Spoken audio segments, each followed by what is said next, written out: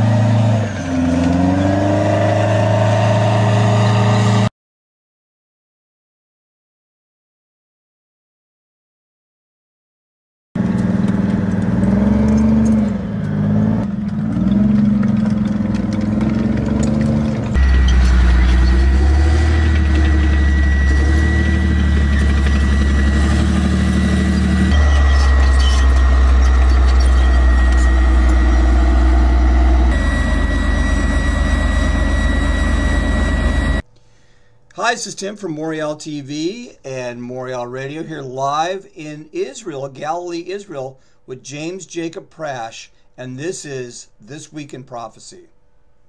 Blessings in Jesus, dear friends. Kol Baruchot b'Hamashiach Yeshua Adonenu, Kan me'Yisrael be'Galil. Coming to you from Israel, from Galilee this week. Every blessing in the Messiah, the Lord Jesus, Yeshua Meshichenu. Let's begin, not here in Israel this week, but in the United States. We all recognize there's an ongoing battle for the future of Christianity in the United States. We have seen gains in terms of American-Israeli relationships under the present administration of Mr. Trump, for which we thank the Lord, and we thank his administration for doing it, for the relocation of the embassy, even in the face of political opposition. We also, at least as importantly, if not more importantly, totally concur that Mr. Trump and his administration are blessing Israel by withdrawing from the betrayal to Iran that was engineered by the previous administration. It has caused economic havoc in Iran that is beginning to have political and social ramifications. It is quite positive across the board in most respects. Domestically, however, there are other issues that are pending, one of which is the future of the judiciary and the Supreme Court. Let us understand something, that when the Constitution was framed, longevity was much shorter than it is now. It was never the vision of the Founding Fathers or anyone else that you'd have these geriatric cases like Justice Ginsburg, or people well into their 80s still seated on the Supreme Court, who are there for life, who, unless they did something extremely conspicuously illegal, are basically immune from any accountability to the public, to the Congress. They sit there as absolutist judicial monarchs in many respects, and they cannot be very easily removed, if they can be removed at all, except by the hand of God and the effects of age. This is something that was never envisioned when the Supreme Court appointment was an appointment for life. But that is what it has become. And it has ramifications across the board unless the Constitution is amended, which would basically take a convention of the states to do it. The Washington bureaucracy and the Congress will never do it. It's, again, the proverbial swamp. So we have these battles for new appointments of justices. Under immense political pressure, the Trump administration has had to engineer carefully exactly who it would appoint in order to get it through the Senate. Seen as a threat to Roe v. Wade, any conservative appointment would be vehemently opposed by the Democratic Party when there is a very, very narrow majority. Additionally, we have the rhinos. We have people like Susan Collins, John McCain, Senator Murkowski, who are basically the same as Democrats ideologically, but they're members of the Republican Party, and they cannot be counted on to do anything that would be authentically conservative and certainly not pro-life. Mr. Trump was in a very, very difficult position. His pledge was to drain the swamp, that pool of scum, which is the entrenched Washington lobbies, career politicians, lawyers. Yet he has fished a nominee to the Supreme Court straight out of that pool of slime in the person of Brett Kavanaugh. There is an attack on the Constitution across the board in the United States from the left. The First Amendment is under attack, the Second Amendment is under attack, and the Fourth Amendment is under attack. And one of the attackers of the Fourth Amendment seems to have been Judge Kavanaugh. Judge Kavanaugh, the empowering of the federal government to intrude on the rights of American citizens without court orders. Now, this is partially the fault of Congress, partially. There needs to be ways not to give people who are not U.S. citizens the same rights as U.S. citizens, and to monitor Islamic organizations which may be fomenting terror, etc. We accept that. What we do not accept is these surveillance laws and surveillance regulations and procedures that are being allowed to be applied against honest U.S. citizens. This takes place in things like banking. It takes place in computer communications. It takes place in personal right to privacy. And in this, Mr. Kavanaugh has shown himself to be no friend of constitutional democracy concerning the Fourth Amendment. More seriously, he cannot be expected to take a firm stand concerning any revocation of Roe versus Wade. What he tends to do is snipe, deal with individual cases instead of the constitutionality of an overall issue.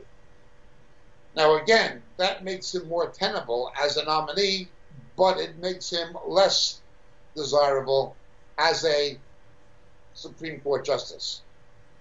Whether it would have been better for Mr. Trump to have waited banking on an increased Senate majority after the upcoming election is something we can only speculate about. Most people, understandably, want Justice Kennedy, who was a bad justice, replaced as quickly as possible and not wait till after the November election when Mr. Trump might have had a better option in terms of Senate majority. Nonetheless, we do not fully blame him for appointing Mr. Kavanaugh, but we are not in any way ecstatic about Mr. Kavanaugh. Mr. Kavanaugh, among other things, is an establishment Republican. He came again from that pool of slime that is known as the swamp. He came from the Bush administration. Nothing good comes from the cancer in American political life of the Bush dynasty. Nothing. Nothing. Much the same as the Obama administration betrayed America to Iran, so the Bush did to the House of Saud and the Salafists, the Wahhab of Saudi Arabia. Nothing good comes from the Bush family. Nothing. Their whole history has been one of consistent damage to the United States, to its economy, to its government. Going back to the SNL scandals that cost the American taxpayer more than the Vietnam War. The Bush family are a poison. And it is Judge Kavanaugh, who comes from that background, oozing that same kind of poison. The same as establishment Republicans, like the Bush dynasty, like Susan Collins, like Senator Murkowski, it's like John McCain. The same as those people are basically Democrats pretending to be conservative. So too, this has repeatedly been the case of establishment Republican justices appointed to the Supreme Court. It was the case of Roberts. It was Mr. Kavanaugh and Mr. Roberts who both rewrote a law to say it was a tax, simply apportioning themselves an authority to rewrite Obamacare as a tax in order to force it on the American people. But these are Republicans. The Souter appointment by Bush, a horrible, horrible man, Supreme Court, but a Republican. The homosexual judge who outlawed Proposition 8 in California against the democratic will of the people of that state, again, a Republican appointee. Nominated, I believe, by Ronald Reagan, appointed by Mr. Bush.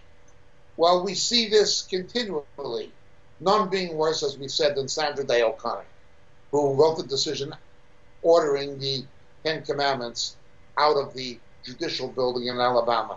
These are Republicans. This goes back to Warren, Earl Warren. This goes back to Warren Burger, Roe versus Wade, prayer out of the classrooms. Republicans have been at the forefront of this. They have been no better than their Democrat counterparts. There have been some conservatives, Justice Thomas being one, Mr. Gorsuch being another. Unfortunately, Mr. Kavanaugh cannot be seen as a conservative. He basically judicially engineered support for Obamacare. That was the way he thought legally. He's no friend of conservatives. He's not a good nominee, but he may be the only one that Mr. Trump was able to get through at the present time. We need to pray that if he's going to be another traitor, if he's going to be another judicial traitor, as we have political traitors, if he's going to be another Souter, another Sandra Day O'Connor, if he's going to be another Roberts, that the Lord will block him. That the Lord will block him. Now that would seem to allow the left to have a victory, but it's better to have that than have somebody who will saddle us with another Anthony Kennedy. Somebody you cannot trust. Somebody who will go with the left on crucial votes. Again, forcing same-sex marriage down our throats at the behest of the Obama administration. It was the Supreme Court, and there were Republican members that went with supporting it. You cannot trust a Republican if they're an establishment Republican. We therefore pray that if Mr. Kavanaugh is going to be the best for the country, legally and morally, that the Lord would allow him to be approved by the Senate. But if he's going to be another traitor in the tradition of Sandra Day O'Connor and Souter and Roberts, that the Lord would block him. The Supreme Court is ironically dominated by liberal Jews and by somewhat conservative Roman Catholics. There are no Protestants on it. There are no evangelicals on it. It's become a kind of an ethnic religious club, and I don't know why. except, of course, that law is a profession that has traditionally attracted Jews and Irish. The first generation of Irish Americans and the second generation were policemen. The next generation went to law school, became district attorneys and prosecutors, and some went into the judiciary. So, too, law was one of the professions that attracted Jews. There may be something in the ethnic history of the United States that accounts for the constituency of the court being dominated exclusively by Roman Catholics and Jews, without any Protestants, without any evangelicals. And I'm not complaining about it, but thankfully no Mormons. This is the reality. It's in God's hands. But remember, once you appoint the justice, unless there's a convention of states, it is almost impossible to get rid of them. This week, we see a realignment taking place in Europe. 3 major events: Mr. Trump speaking at the NATO summit, Mr. Trump meeting with Mr. Putin, and Mr. Trump at Blenheim Palace, the birthplace of Winston Churchill, the half-American Prime Minister in England. He comes. He voiced strong protests of European powers, even affluent ones, particularly Germany, not keeping their commitments to maintain at least a 2% GDP investment in Europe's defense. The Cold War was won largely by the United States in partnership with Great Britain. America paid more for Europe's defense than Europe did, even as countries like Germany became increasingly affluent.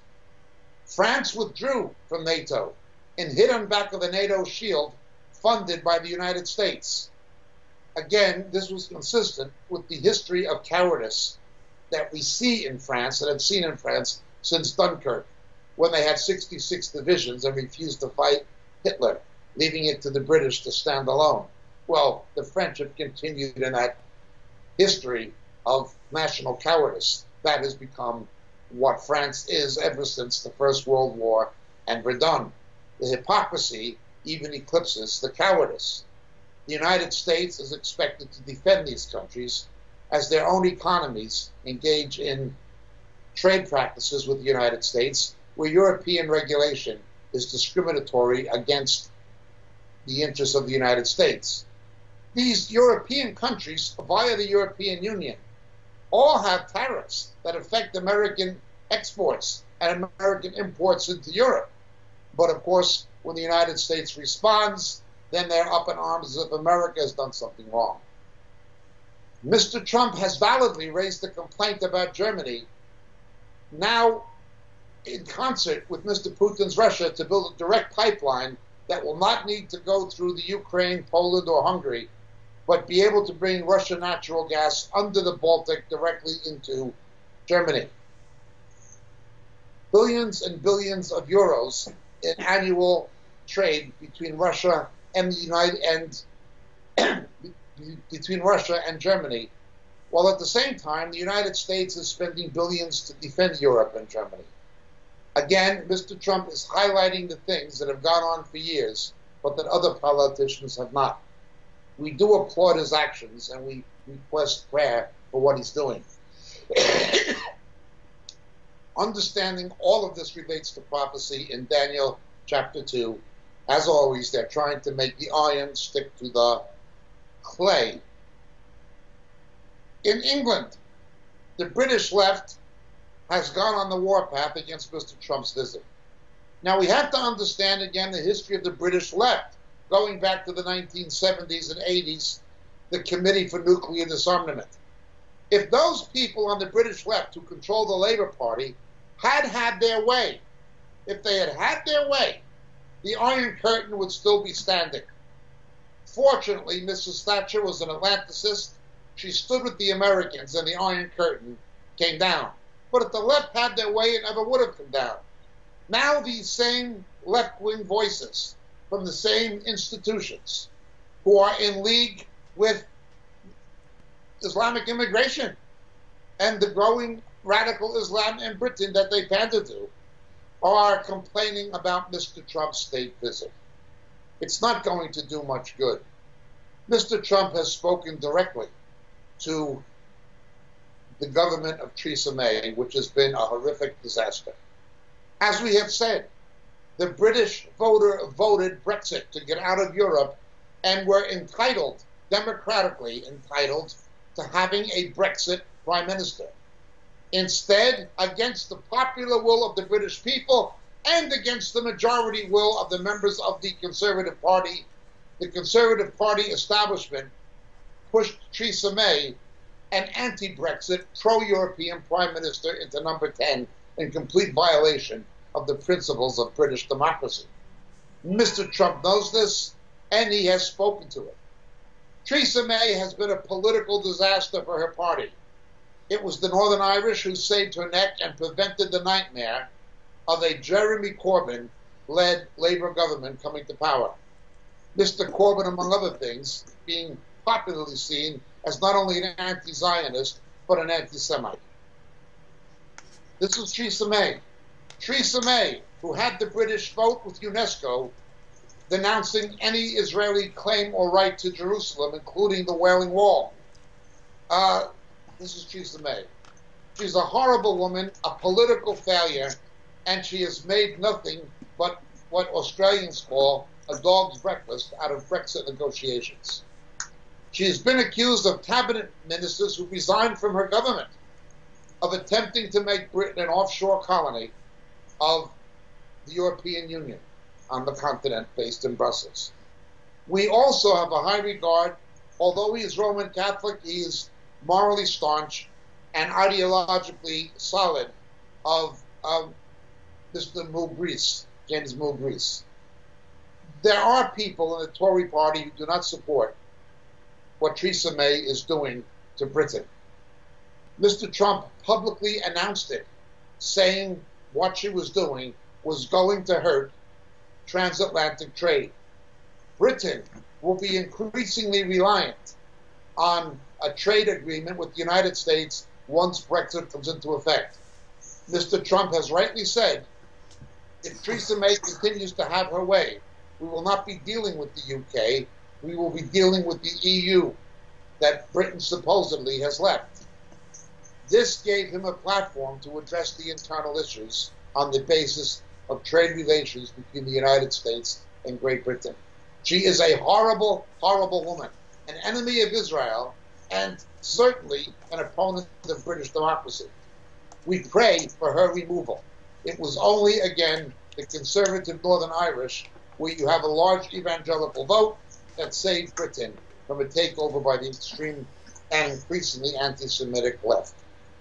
Mr. Trump also this week denounced London Mayor Sadiq Khan. We as a city are grappling with the evils of terrorism. Like other cities, we suffered terror attacks last year. We unfortunately lost 14 people. They're still in our thoughts and prayers. Manchester also suffered a terror attack, lost 22 people, including young people. Paris, Nice, Brussels, Berlin, cities in America all suffered terror attacks. And it's for President Trump to explain why he singled me as the mayor of London out and not the mayors of other cities and leaders of other cities. Well, the history is President Trump has done lots of tweets about me, and I've done very few in response. And President Trump's done many, many interviews talking about me. And when I'm asked questions about President Trump, I try not to respond. I try to be the bigger man. Now, the reality is, it's not for me to decide what's in good taste or bad taste. What's important for me as the Mayor of London is to ensure protests, which can take many, many forms, are peaceful and are safe. And, you know, the fact that it may cause offence to somebody isn't a good reason to curtail the hard-fought rights we have of freedom of speech and freedom of expression. I hope during the course of his visit in London and the UK he realises that actually we are a diverse city, a diverse country. Diversity is a strength. It's one of the reasons why we are a fantastic city and a fantastic country. Immigration has brought huge benefits economically, socially and culturally to our city and our country, and I hope he realises these are things to cherish, not things to be scared of. Joining me now, Nigel Farage, former leader of the UK Independence Party and a former member of the European Parliament, and now a Fox News contributor. Nigel, good to have you with us tonight. Thank you. My goodness, where is all of this headed? Well, look, it's very simple. The British people had a referendum to decide on our future. We voted to leave the European Union, to leave its court, to leave its lawmaking processes, to take back control of our borders and our money. Simple as. And yet, this Prime Minister, Theresa May, who incidentally was a Remain voter in the referendum, presented a plan at Chequers, the country house of the British Prime Minister, on Friday that basically said we would still stay part of many bits of the European Union, including the customs union, the lawmaking process, all of which would mean we were taking rules from elsewhere without having a say. It would prevent us probably from having a trade deal with America and other countries. And it was nothing less, Martha, than a total betrayal of what people had voted for in that referendum and a general election. Now, Boris Johnson kept quiet for 48 hours. I think he's now sensed where the wind is blowing, and by resigning, he's done the right thing. All right, so where are the winds going? I mean, does Theresa May get pushed out, or does she come back closer to you and Boris Johnson? Do you, as you said on radio, get back in? Do you leave the UKIP party once again and try to become Prime Minister yourself?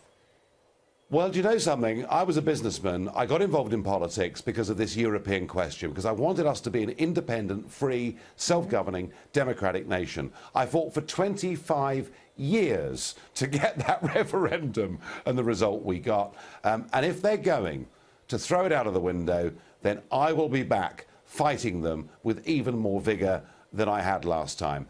I personally believe that the Prime Minister will be gone within the next fortnight. And then we have a chance to get a Prime Minister, a leader of the Conservative Party that holds faith with 17.4 million voters who voted leave in what was the greatest democratic exercise in the history of my islands. So you think there is the political will to push her out, to have a vote of no confidence in a fortnight? I mean, what happens? So then you've got President Trump coming in on Wednesday evening. He'll be there Thursday to meet with Theresa May, to meet with the Queen. What kind of UK is he going to be facing in a few days? Well, President Trump, I think, will be very frustrated. He believes in Brexit. I know that. I've discussed it with him. He believes in the nation state, not these new globalist supranational outfits. And the president's going to be furious, isn't he, that Theresa May wants to tie us into something that would stop us having a proper trade deal between the US and the UK. My guess is that President Trump will say some quite tough things when he comes to the UK, and he'd be right to do so. So if she is pushed out in a fortnight, as you say, who's going to replace her?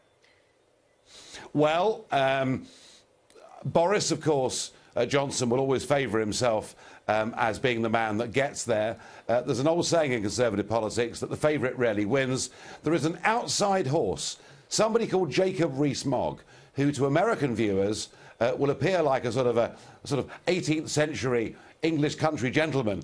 He's very old-fashioned, he's very charming, but he's very genuine. And I would say between Boris and Jacob Rees-Mogg, one of those two will take the crown. All right. I want to ask you a quick question, and I'm going to see you when we get to London shortly.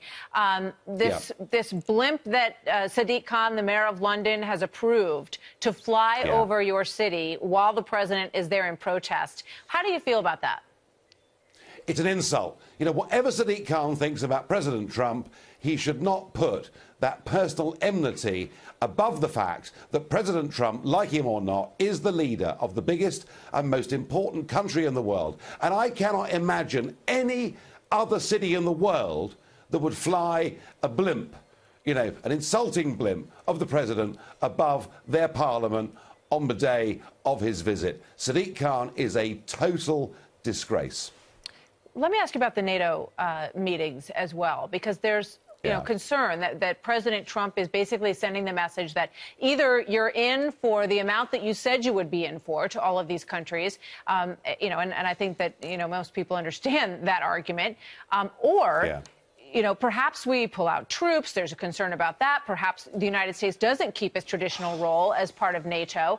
And that dynamic changes. Would that send Germany into a position where they feel that they are the leadership militarily in Europe? What do you think about that? This is this is the great untold story. NATO has been there since the late 1940s. It has been a great, successful military alliance. And of course, the Americans have been very much the senior partner in all of this, with us playing a role as number two. We've now got to a position where out of 29 nations, only 6 of them are paying the basic membership fee of 2%. The rest, frankly, are taking America for a ride. And the President is right to call them on this. But there's another dynamic at work, which is this. The European Union now has pretensions for its own army, its own air force, its own navy. And the President of the European Commission, Jean-Claude Juncker, is telling the Germans and the French and everybody else they only need to pay 1% into defence, not the 2% that NATO demands. So, what happens at NATO is even more important than what happens in London. And I think Trump is right, and European citizens need to realise that America could walk away from guaranteeing their protection. It's time Europeans grew up and got real. Well, we'll see if they're interested in a discount on national security in Europe. So, Nigel, thank you. We'll look forward to seeing you. Thank you. Sadiq Khan, being a Muslim, has said that the people of Britain should get used to terror, as if it's supposed to be normal in Britain as it is in his Muslim world.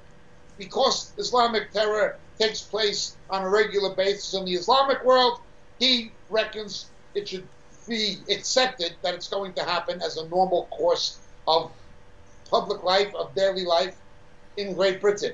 This is Sadiq Khan. Knife crime has gone through the roof in Britain. Americans do not understand how terrible knife crime can be because of the gun culture in the United States. London's Deputy Mayor for Policing and Crime, Sophie Linden. Look, we all know that cities, urban areas can be violent places, but the level of crime in London and other cities across the UK feels frightening for people. I think to have a higher murder rate in London than New York feels like things have gone badly wrong. Can I just say the 2 shocking murders that we've seen over the last couple of days are just absolutely awful, and I'm sure, like everybody, that I just want to send my heartfelt condolences to the families. It really is it's heartbreaking when you read about Tanisha and you read about this young boy who unfortunately died last night having been shot. It really is shocking. I mean, we know we have an issue in London with the level of violence on the streets. It is rising. We are really worried and concerned about it. It is rising outside London as well. It's a problem not just in London but in England. And myself and the Mayor and the Commissioner of the Metropolitan Police are absolutely prioritising tackling this violence.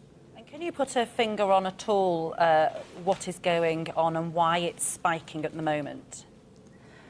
We've seen knife crime and gun crime rising since 2014 in London and outside London as well.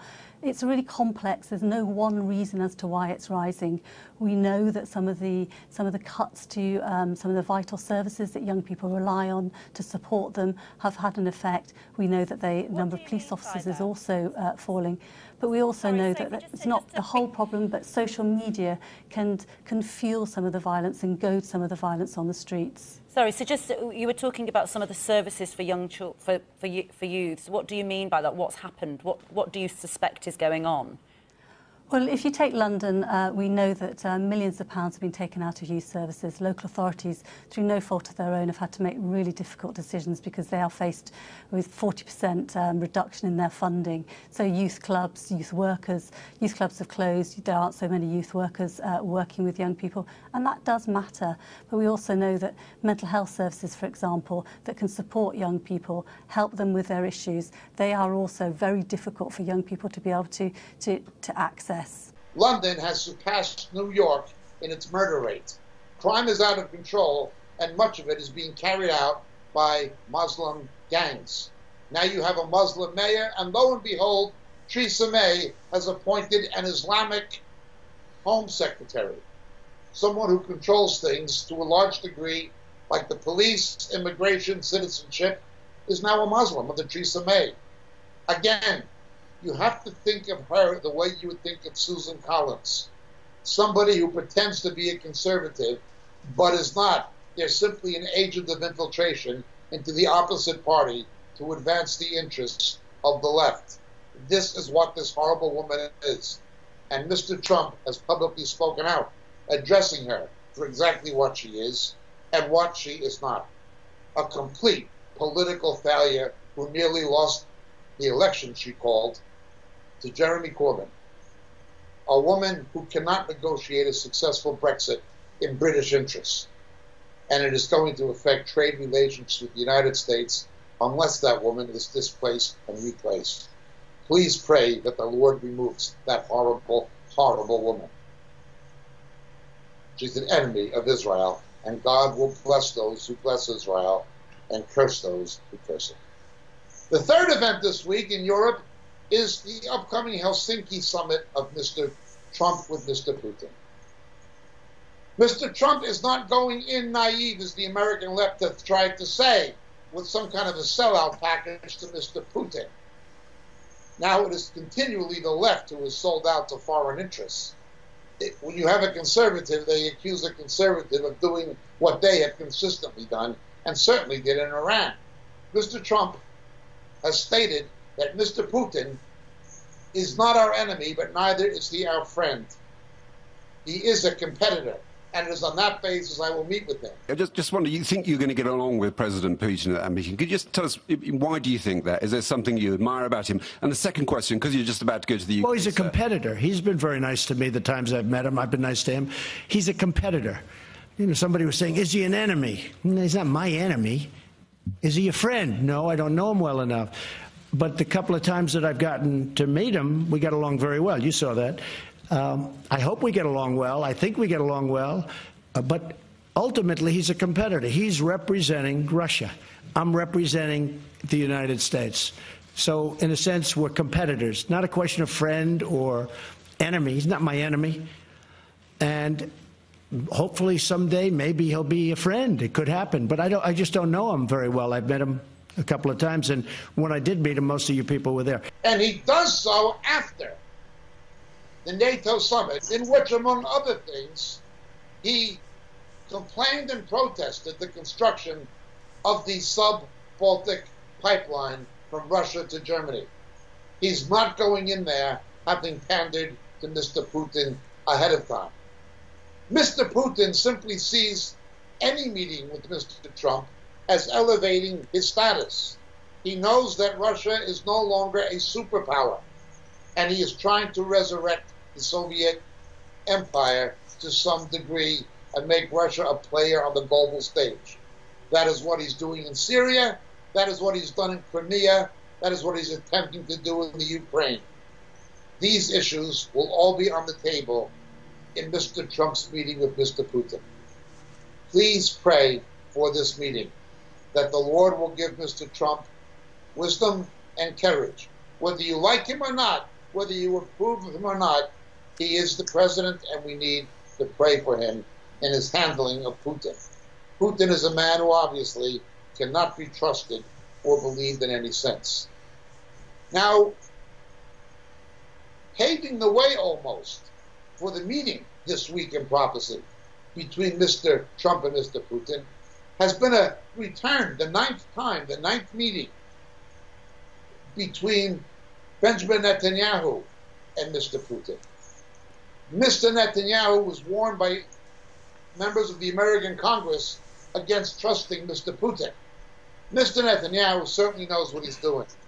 But we now find the reality of a very difficult and dangerous situation. While I was here last Wednesday, a Syrian drone, probably launched in cooperation with the Iranians, but probably not without Russian knowledge, he invaded Israel airspace by a distance of approximately 6 miles over the Golan on a reconnaissance mission, attempting to photograph Israeli military installations on the Golan, and was shot down by an American-built Patriot missile.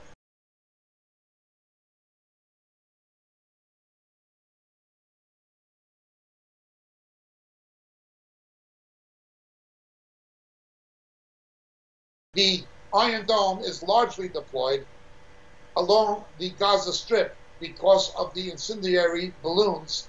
Therefore, the American system, and there's also an Israeli Arrow system of another Israeli type of anti-aircraft missile called the Arrow, are deployed more in the north of Israel and in Galilee. It was an American Patriot that shot down the drone over the Sea of Galilee, right over the sea itself. This is, again, Israel. It's not something that took place on a border. It was an invasion of Israeli airspace by the drone. The Israelis immediately responded with a series of airstrikes in the Quneitra region. Now, again, as we pointed out, Quneitra is visible from Israel. It's visible from the Golan Heights. It's visible from the base of Mount Hermon. Many people who have visited Israel have seen Quneitra and have seen it well through binoculars.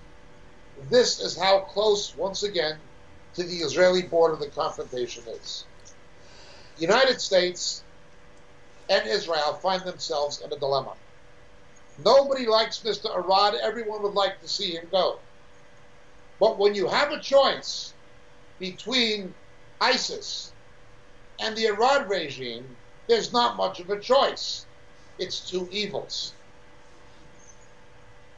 What the United States, and more so Israel, have attempted to do, a way in which Assad could keep power under Russian control in order to help oppose an ISIS takeover of Damascus, but keep the areas adjacent to the Golan and the Jordanian border, known as Da'ara, free from any Iranian presence. Mr. Putin announced this week in prophecy that Iran will remain in Syria as it is a power in the region that has to be recognized and accepted as such. It's a lose-lose situation. The United States will, for the time being, need to remain not only in northern Iraq but in eastern Syria to contain ISIS. Meanwhile, the threat at the base of the Golan Heights continues to loom, with Hezbollah and with Iranian military and revolutionary guards in Syrian uniforms fighting under Assad's command, advised and equipped by the Russians. It is quite a mess.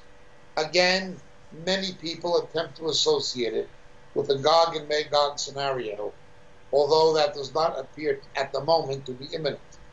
We have a real powder cake.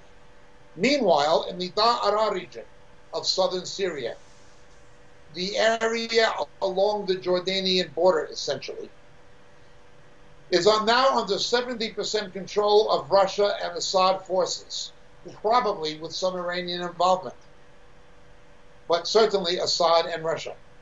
The agreement the rebels gave was they would put down their heavy weapons and accept a Russian presence, not an Assad one. However, upon doing that, Mr. Putin broke his word, and Assad's forces came into the Da'ara region, continuing their aggressive advance against the rebels. There is no one force anywhere in Syria that the United States or Israel can back, except in eastern Syria, where there are Kurds who can be trusted. The Kurds, however, are hated by the Turks, who have their own interests in northern Syria. It is a big, big mess, and it's not getting any less complicated or less messy, as we've seen this week in prophecy. Israel downed the drone over the Sea of Galilee with an American missile and responded with air bombing attacks by the Israeli Air Force very close to the Israeli border in the Quneitra region. Egypt has seen an increase in ISIS activity in the Sinai. There has been genocidal attacks against Ahmadi Muslims, attempts to infiltrate the security zone adjacent to the Israeli border. 11 ISIS fighters were killed this week in El Arish. El Arish is a seafront town on the Mediterranean in the northern Sinai, but not very far from Gaza and not very far from Israel. 11 were killed by the Egyptian military in an ongoing effort. There have been secret cooperations that are not so secret, but confidentially kept, shall we say, between Egypt and Israel, and also involving the United States to contain ISIS activities in the Sinai. But this has also affected supply routes into Gaza from Egypt, supporting Hamas. This week in prophecy, there was a major shootout at El Arish, quite close to Israel. El Arish is almost as close to Israel on the southwest as Quneitra is on the northeast. Almost. Something that had been known but had not been publicly discussed and was kept semi-classified was released to the public of Project Iran, a joint Israeli-American response to Iranian aggression in the event of open armed conflict. Without doubt, it will involve the Gulf states and Saudi Arabia in this contingency plan to counterattack Iran in the event Iran makes that necessary by any attack on the Gulf states, on Israel, or closing the Straits of Hormuz, the entrance chokehold to the Persian Gulf, where 20% of the world's crude oil is transported through. There has been a decrease in Iranian naval harassment of the American Navy since the Trump administration came to power. Mr. Obama knelt down, faced Mecca, and licked the boots of Iran, allowing for the humiliation of the American sailors captured and paying $400 million ransom delivered to Iran, organized by John Kerry. This has ended. The Americans have taken a more forceful stand, but this week in prophecy, it was announced that the Israelis and Americans have a joint plan to counter Iran in the event of an open conflict. Again, although it has not been publicly addressed, this involves cooperation with Saudi Arabia, certainly Jordan and the Gulf states. Meanwhile, in an ongoing gesture of Israeli support for the government of King Abdullah of Jordan, the Israelis have actually given a Merkava tank model to the Jordanians in view of the threat they face on their own northern border adjacent to the Da'ara region. But let us continue. The commander of Project Iran is Major General Nitzon Alon. This took place after the Israeli Chief of Staff, General Gad Eisenkot, returned from Washington for meetings with the American Joint Chiefs of Staff led by General Joseph Derford and the commander of the American Central Command, General Joseph Votel. The highest level of military cooperation involving Chiefs of Staff and Central Command are in place with an effective contingency to counterattack Iran in the event this is to take place. This is more than posturing. It is more than posturing. Remember, the Americans and the Israelis have both already successfully engaged Iranian and Iranian Revolutionary Guard forces in Syria. This week in prophecy, however, something that everyone has known has been publicly disclosed. The Middle East is never changing. It shall be interesting to see what, if anything, emerges as a result of Mr. Trump's meeting with Mr. Putin in Helsinki. It also remains a question whether or not North Korea's dictator will make good on his pledges. A letter was delivered to Secretary of State Mike Pompeo saying that he would, but North Korea, like Mr. Putin, can never, ever be trusted or taken at his word. Well, these have been the major events this week in prophecy. But let us continue to remember the situation internally in Iran has become increasingly horrific economically. And it is in part a result of the economic actions of the Trump administration. The Iran project is not only strategic, it involves special forces, intelligence operations, and an economic assault on Iran. Now, the strategic forces are in bay, getting ready or are ready. But the economic attack on Iran has already commenced, and it is having its effect. The Iranian government is seeing social dissidence, political opposition, and the clergy are once again getting nervous. Now, the last time this happened in Iran, Mr. Obama would not lift a finger to help any revolutionary forces. His policies, together with those of Hillary Clinton, effectively backed the mullahs who hung Christians, who support terror against the United States, who are trying to destroy Israel. Obama and Clinton was strongly on their side, not in what they said, but in what they did.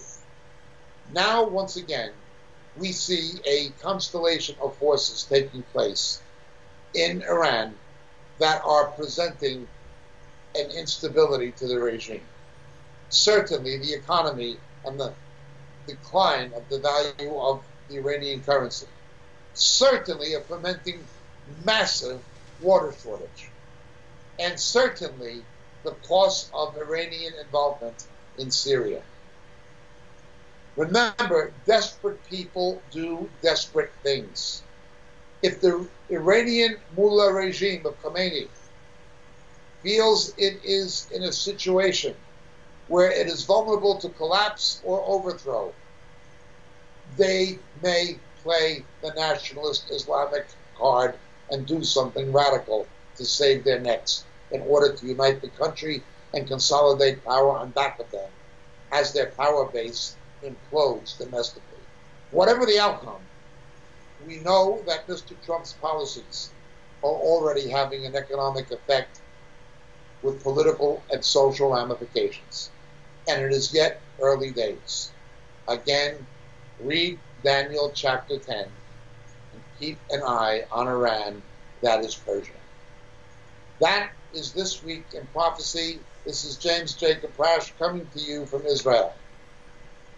זהו זה בשביל השבוע הזה, שמי יעקב פרש, אני עכשיו בארץ ישראל. שלום ולהתראות. כל טוב וכל ברוכות בישוע. God bless, thank you for listening, and every blessing in Jesus. Thank you, Jacob. To our friends in Great Britain and in Ireland and in Northern Europe, John Haller from the United States, who's well known for his weekly prophecy update, will be joining me at the Hayes Christian Conference Center in Swanwick in the English Midlands this autumn. Also, we have a conference with David Noakes at Gartmore Castle in Scotland in November.